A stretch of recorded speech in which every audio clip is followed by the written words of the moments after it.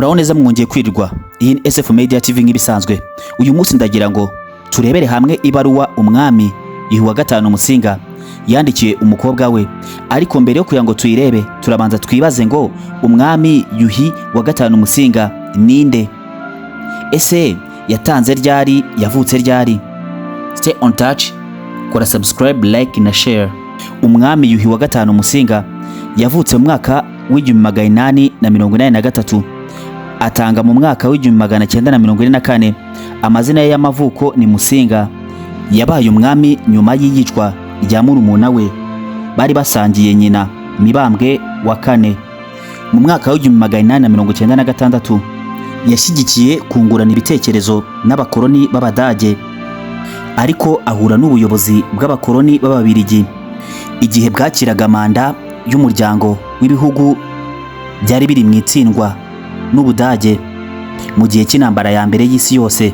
Buhoro buhoro bambura umwami uburenganzira bwe, bashaka gushyira idini Katolika mu rukiko rwa Nyanza. Ababiligi birukana umwami ku ya 12 Ugushyingo mu mwaka w'1931, bashinjwa kwikunda no kwifuza.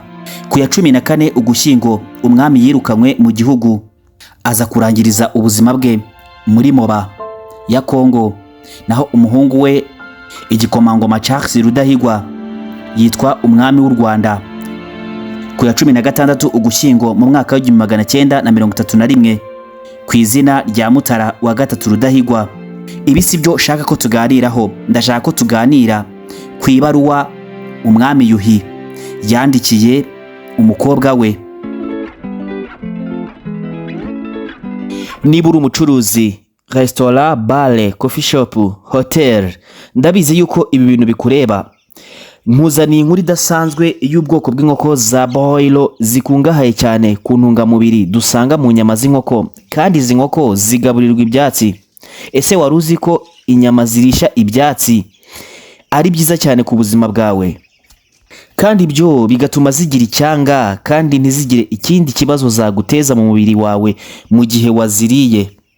Zujuje ibisabwa n'abazishaka muri Kigali cyangwa mu nkengero zaho, kuko zororerwa ahantu hafite isuku kandi hameze neza cyane. Biroroshye mu buryo bwo kuzibona, kuko guhera ku mafaranga 3500 kugeza ku 4500. Ibi nabyo bigahinduka bitewe n'ingano y'ibiro utwara. Tuzikugezaho byihuse kandi byizewe aho waba uherereye hose muri Kigali cyangwa mu nkengero zaho.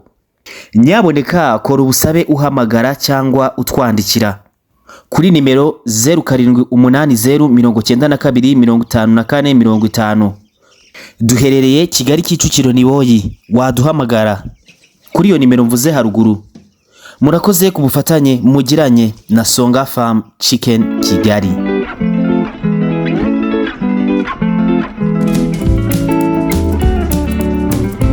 Ibaruwa umwami Yuhi wa gatanu Musinga yandikiye umukobwa we wabaye umukristo, yandikiwe i Nyanza ku itariki 5 Mutarama mu mwaka w'1930. Ayandikira umukobwa we witwaga Musheshimbugu, wari muka Rwagataraka.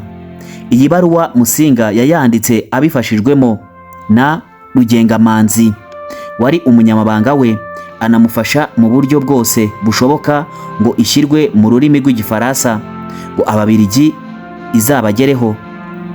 Ati, navumye umwana wanjye uwo ari we wese uzaba umukristo, ntazagire icyo atunga, azabure aburanirwe, ntagashyukwe, kandi naba ari umukobwa ntakabyare. Azangwe n'umwami wo ku isi ndetse n'umwami wo mu ijuru. Ntakabone amata ku Mututsi, ntakabone amata ku Muhutu. Azavumwe n'uwo ari we wese uzi kuvuma. Nzakwanga kurusha uburozi bwishe mukuru wanjye Munana. Nzakwanga kurusha Mugiga yishe abana banjye Rudacyahwa na Munonozi. Fungura amatwi yewe wumve neza.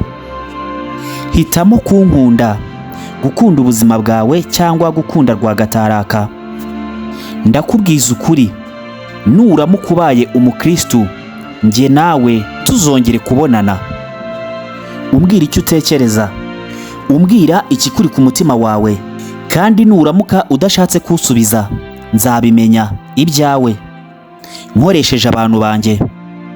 Iyi baruwa yari irimo amagambo akomeye cyane y'umubyeyi ubwira umwana we Yuhi wa gatanu Musinga, yihanangiriza umwana we kuyoboka no guterekera abazimu b'imahanga, kandi hari abazimu b'i Rwanda, yewe ngo banafite amazina meza, bafite n'ibikorwa bagiye bakorera u Rwanda tuzi.